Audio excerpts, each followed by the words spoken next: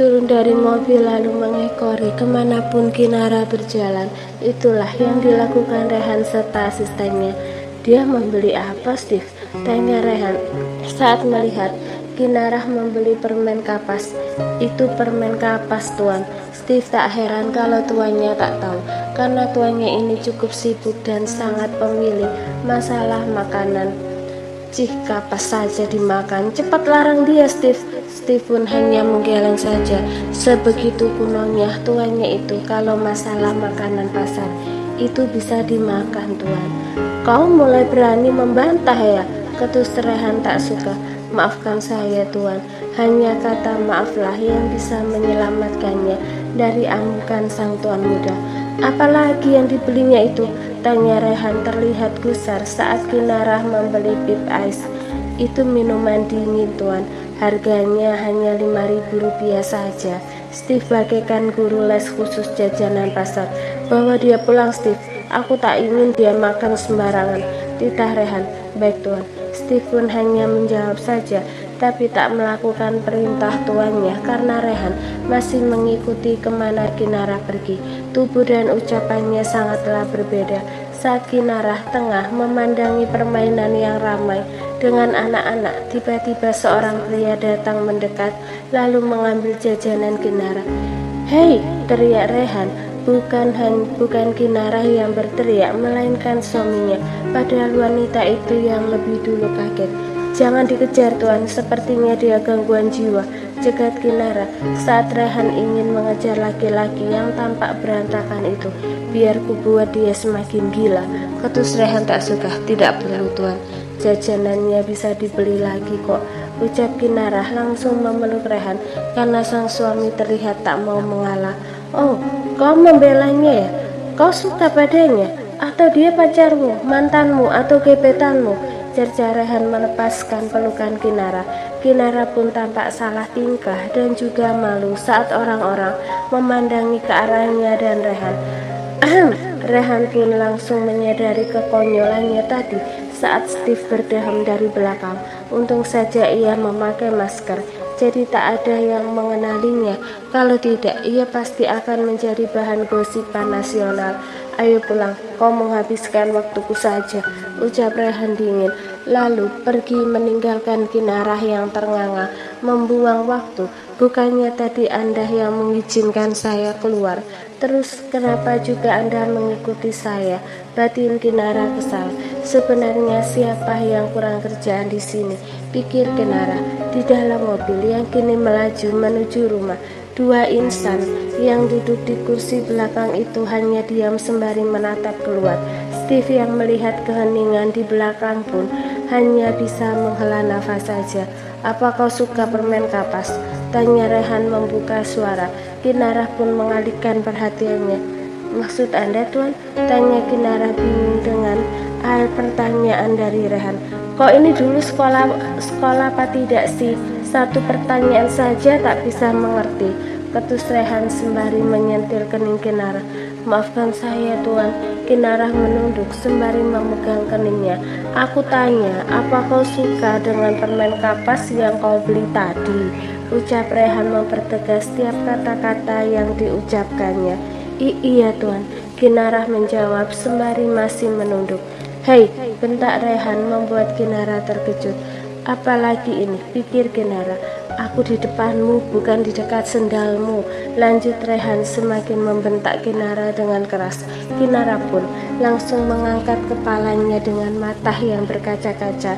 Ia menatap sang suami. Maafkan saya, Tuan, karena kau sangat menjengkelkan. Kau akan dihukum, ucap Rehan tegas. Dihukum lagi? Batin Kinara ingin menangis. Tidur di luar tanpa selimut, lanjut Rehan membuat dua bola mata Kinara hampir keluar dari tempatnya. Berani sekali kau melotot ke arahku, hardik Rehan membuat Kinara langsung menutup matanya. Kenapa juga ia memelototi suaminya yang galak ini? Maafkan saya, Tuan. Kinara kembali menunduk. Diam-diam ia tersenyum karena malam ini ia akan tidur sendirian dan tidak harus bersikap malu-malu saat melayani suaminya. Sesampainya di rumah, sesuai perkataan Rehan tadi, Kinara tidur di luar, lebih tepatnya di balkon kamar.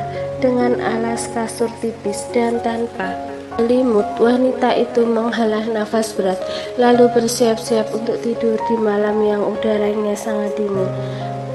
Ukinara tersentak kaget saat tubuhnya ditarik agar tidur terlentang dan suaminya sudah ada di sampingnya sekarang.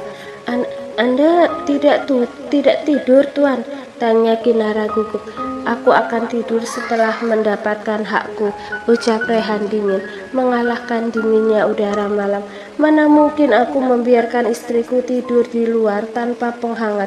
Biarkan aku yang menjadi selimut untukmu, bisik Rehan, mulai melakukan aktivitas rutinnya beberapa hari ini. Kinara bergidik dengan sebutan istriku yang sengaja ditekan dan juga kata-kata manis suaminya. Tak ada rasa bahagia mendengar itu, hanya ada rasa takut saja. Malam pun berlanjut dengan semestinya. Keesokan harinya, Kinara kembali bangun awal untuk sholat subuh. Saat ia bangun, ia baru sadar kalau dirinya sudah berada di atas ranjang berselimutkan kain tebal. Apa suaminya yang membawanya kemari? Sepertinya iya, suaminya pasti membawanya saat ia sudah tertidur pulas. Ditatapnya ke arah sang suami yang masih terlelap. Senyumannya pun mengembang, membayangkan kejadian semalam yang menurutnya sangat menyenangkan. Perlakuan suaminya saat mereka tengah bersatu membuat Kinara bahagia. Rehan tak membiarkan sejengkal kulitnya terkena hawa dingin. Laki-laki itu selalu membuatnya hangat dengan lembut dan suara lembut saat memanggil namanya. Bolehkah ia meminta agar Rehan tetap menjadi suaminya? Kinara langsung menepis pikiran itu. Ia tak boleh terhanyut dalam kelembutan suaminya saat mereka bersama. Ia harus membuang semua pikiran itu. Ia harus sadar diri kalau ia dinikahi atas dasar sebuah perjanjian dan uang. Hanya itu. Kinara pun segera ke kamar mandi. Ia tak boleh memandangi wajah suaminya terlalu lama karena takut ada sesuatu yang tumbuh di hatinya, dan itu tidak boleh terjadi. Setelah selesai mandi, seperti biasa, Kinara langsung menunaikan ibadah sholat subuhnya. Hal itu rutin ia lakukan sekarang. Di meja makan, Rehan menatap sang istri yang sedari tadi gelisah. Katakan, ucap Rehan dingin, lalu kembali fokus pada sarapannya. Kinara pun menatap sang suami yang sepertinya tahu isi pikirannya. Ya, Kinara ingin minta izin pada Rehan untuk menjenguk kakaknya di rumah sakit, tapi ia takut untuk mengatakan itu. Katakan sebelum aku tak ingin mendengar ucapanmu lagi, ancam Rehan menatap tajam Kinara yang tadi melamun.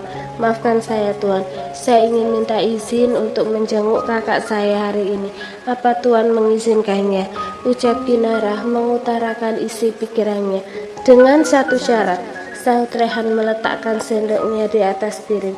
Syarat apa, Tuan? Tanya Kinara takut suaminya memberikan syarat yang aneh-aneh. Jangan pernah dekat-dekat dengan laki-laki karena aku tak ingin ada laki-laki lain yang menyentuhmu. Jangan salah paham dulu.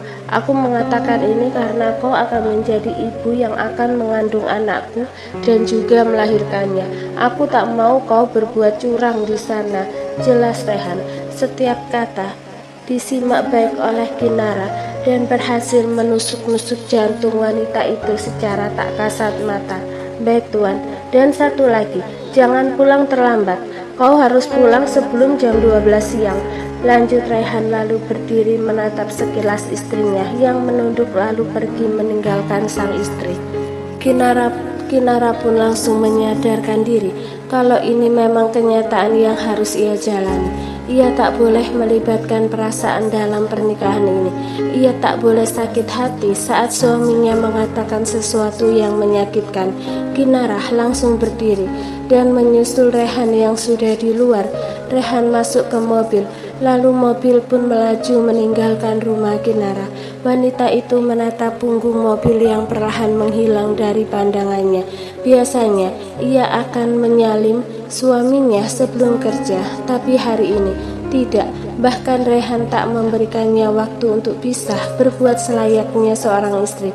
Jangan sedih Kinara, jangan. Ini memang layak kau dapatkan sesuai bayaranmu, ucap Kinara pelan. Lalu kembali masuk ke rumah. Ia akan bersiap-siap untuk ke rumah sakit menemui sang kakak. Rumah sakit. Kinara menatap sang kakak yang sudah tidur setengah jam yang lalu. Kakaknya yang cantik dan juga memiliki badan yang bagus harus terbaring lemah di ranjang rumah sakit. Ia bingung harus mencari kemana donor ginjal yang cocok untuk kakaknya. Kak, Nara selalu berdoa agar kakak cepat sembuh. Nara berharap dalam waktu dekat ini Nara bisa mendapatkan pendonor itu, ucap Kinara pelan sembari mengelus rambut sang kakak. Kakaknya yang sangat baik bahkan selalu menjadi tameng untuknya, melawan dunia yang menyakitkan, harus menderita merasakan sakit. Kakaknya mulai depresi saat dokter memvonis usianya tidak akan lama lagi. Dia takut meninggalkan Kinara sendiri di dunia yang kejam ini, tapi dia juga takut menyusahkan sang adik untuk selalu membayar pengobatannya. Kinara, panggil dokter Andre masuk ke ruang inap Kanaya. Iya. Kau sudah lama sampai? Tanya dokter Andre mendekat. Belum terlalu lama, baru beberapa menit yang lalu. Kinara berdiri dan sedikit menjauh saat dokter Andre mendekat, membuat laki-laki itu menatap bingung. Oh ya dokter, aku pulang dulu ya. Masih banyak pekerjaan yang harus kukerjakan. Lanjut Kinara mengambil tasnya, lalu keluar dari ruangan diikuti dokter Andre. Kenapa? Tanya dokter Andre. Membuat langkah kaki Kinara terhenti. Wanita itu pun berbalik menatap sang dokter muda yang ada di hadapannya sekarang. Kenapa kau terlihat seperti menjauhiku? Tanya dokter Andre dengan tatapan sendu. Bukan menjauhi dokter, hanya saja aku sedang banyak pekerjaan, jawab Kinara yang tentunya adalah bohong. Ia takut Rehan tahu kalau ia dekat-dekat dengan dokter Andre dan akan melarangnya ke rumah sakit nanti. Oh, aku minta maaf kalau sudah menyita waktumu. Pergilah, hati-hati ya. Dokter Andre tersenyum manis seperti biasanya, membuat hati Kinara merasa bersalah. Sampai jumpa di lain waktu, ucap Kinara lalu pergi meninggalkan dokter Andre yang masih berdiri menatapnya. Sepeninggalan Kinara, dokter Andre tampak mengeluarkan sesuatu dari jas dokternya, sebuah kotak cincin bersama dengan cincinnya yang sudah ia pesan beberapa minggu yang lalu. Bahkan cincin itu ada ukiran nama Kinara Zain. Mungkin benar dia sedang sibuk, semoga semuanya baik-baik saja. Dokter Andre pun kembali memasukkan cincin itu ke sakunya, lalu pergi ke ruangannya. Padahal niatnya hari ini ia akan memberikan cincin itu untuk Kinara dan menyatakan cintanya, tapi sepertinya ia belum beruntung. Di dalam mobil, Kinara masih merasa bersalah pada dokter Andre karena menjauhi laki-laki baik itu. Sebenarnya Kinara tahu kalau dokter Andre menyukainya, hanya saja Kinara tak mau terlihat sudah tahu. Wanita itu sebenarnya sangat nyaman bersama dengan laki-laki yang bergelar dokter itu. Namun ia sadar kalau derajat mereka tak sama. Ia takut keluarga Andre akan menentang jika mereka berhubungan dan akan melukai hati Kinara lebih dalam lagi. Anda ingin ke suatu tempat, Nona? Tanya sopir. Tidak, jawab Kinara pelan. Ia memang tak ingin kemana-mana. Kinara mengambil ponselnya yang ada di tas lalu membuka ponsel itu hanya untuk berfoto saja. Ia bosan memandangi jalanan dan memilih berfoto. Aku lupa meminta nomor dokter Andre, gumam Kinara baru ingat. Seharusnya ia meminta nomor dokter yang menangani kakaknya itu. Nanti kalau berkunjung lagi aku harus memintanya. Minggu depan ia akan kembali berkunjung dan akan meminta nomor dokter tampan itu. Sesampainya ia di rumah, Kinara tak langsung masuk kamar. Ia haus dan ingin minum minuman yang dingin. Kinara pun berjalan menuju dapur. Terlihat Bibi Ella sedang memantau kerja para pelayan. Anda sudah pulang, Nona? Sapa Bibi Ella berbahasa basi. Iya, jawab Kinara berjalan ke arah kulkas. Anda ingin minum jus atau yang lain? Tanya Bibi Ella. Tidak, aku hanya ingin minum air mineral dingin. Kinarah mengambil sebotol air mineral itu, lalu duduk di kursi dan meminumnya. Anda pasti sangat lelah. Apa saya panggilkan tukang pijat, Nona? Tawar Bibi Ellen mendekat. Tidak perlu, Bi, aku hanya ingin istirahat saja. Bagaimana keadaan kakak Anda? Tanya Bibi Ella. Kinara pun menatap sang kepala pelayan. Matanya mulai berkaca-kaca. Mari saya antarkan ke kamar, ucap Bibi Ella. Kinara pun mengangguk lalu berjalan beriringan dengan Bibi Ella. Aku dengar dia itu dulunya pelayan loh, bisik salah satu pelayan saat Kinara dan Bibi Ella sudah tak ada di dapur. Kau mau dihukum? Jangan mengajakku bergosip tentang majikan, sahut teman pelayan lainnya. Para pelayan lain juga menatap tajam pelayan memulai gosip itu. Akhirnya, semuanya kembali bekerja seperti semula tanpa membuka suara kecuali untuk hal-hal yang penting. Aku ingin bercerita, ucap Kinara saat mereka sudah berada di kamar. Ceritalah, Nona. Duduk dulu, Bibi. Aku tak bisa bercerita kalau kau berdiri di situ, pinta Kinara. Saya akan tetap berdiri di sini, Nona. Ceritalah apa yang ingin Anda ceritakan. Saya akan mendengarkannya dan memberikan respon yang baik, ucap Bibi Ellen menolak. Kinara pun tak bisa memaksakan kehendaknya. Ia pun mengangguk dan mulai bercerita tentang kakaknya yang sakit. Mendengar dan melihat Kinara menangis saat bercerita membuat hati Bibi Ella tersentuh. Namun wanita itu tetap tak berekspresi. Apa Anda sudah minta tolong pada tuan muda? Tanya Bibi Ella. Kinara langsung menggeleng. Mana ia berani minta tolong pada suaminya itu? Mungkin jika Anda minta tolong pada tuan muda, Anda akan dengan mudah mendapatkan pendonor itu, Nona. Tuan muda memiliki banyak sekali kenalan, baik dari pengusaha, dokter, ilmuwan, aparat, dan lain-lainnya. Mendengar itu, ada sedikit harapan di hati Kinara untuk bisa mendapatkan pendonor. Aku akan mencobanya, ucap Kinara menghapus air matanya yang terlanjur mengalir. Terima kasih sudah mau mendengarkan ceritaku, Bibi Ella. Bibi Ella tersenyum lalu mengangguk. Sama-sama, Nona. Setelah itu Bibi Ella pun keluar dari kamar Kinara, sedangkan Kinara memilih berbaring di ranjang. Malam ini ia akan mencoba bicara pada suaminya. Malam harinya, Kinara yang baru saja selesai sholat maghrib dikejutkan dengan kedatangan Rehan sembari membawa beberapa kotak besar berisi permen kapas. Aku hanya membelinya sedikit, anggap saja sebagai hadiah untukmu karena kau penurut, ucap Rehan dengan tampang dingin. Kinara malah bergidik melihat hadiahnya dan juga tampang suaminya. Steve yang melihat keterkejutan Kinara hanya bisa menghela nafas saja. Laki-laki tuanya memperlihatkan kekonyolan yang dibaluti sikap dingin. Terima kasih, Tuan. Bahkan untuk berterima kasih saja Kinara malah gugup. Berterima kasihlah di kamar nanti, ucap Rehan lalu berjalan masuk ke kamar. Anda tidak perlu menghabiskannya hari ini, Nona. Makanlah jika Anda ingin saja, ucap Steve membuat Kinara bisa bernafas lega. Terima kasih, ucap Kinara tersenyum. Sebaiknya Anda langsung ke kamar, Nona. Tuan muda pasti sudah menunggu Anda, ucap Steve menunduk. Kinara pun langsung tersadar jika suaminya sudah naik ke atas. Wanita itu langsung naik ke atas menemui sang tuan muda yang sudah memberikannya hadiah gulali.